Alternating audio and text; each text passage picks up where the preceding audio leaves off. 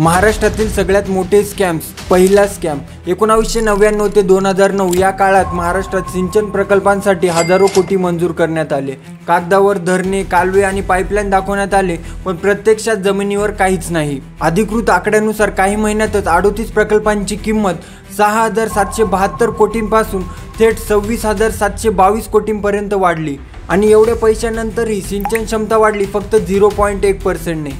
तर काही अहवाल आणि समाज संघटना म्हणतात या घोटाळ्याचा अंदाज 35,000 ते 70,000 कोटींपर्यंत गेला असावा.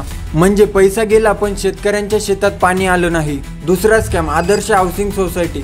मुंबईच्या कुलबा भागात वीर जवानांसाठी आदर्श हाऊसिंग सोसायटी उभारण्यात आली होती, ज्यामध्ये वीर जवानांना घर मिळायला पाहिजे होते तिथे कब्जा केला राजकारण्यांनी, अधिकाऱ्यांनी आणि त्यांच्या नातेवाईकांनी. त्यातही बिल्डिंगची मर्यादा मोडून बेकायदेशीर मजली बांधण्यात आले. ज्यांना सन्मान द्यायचा होता त्यांनाच फसवलं गेलं.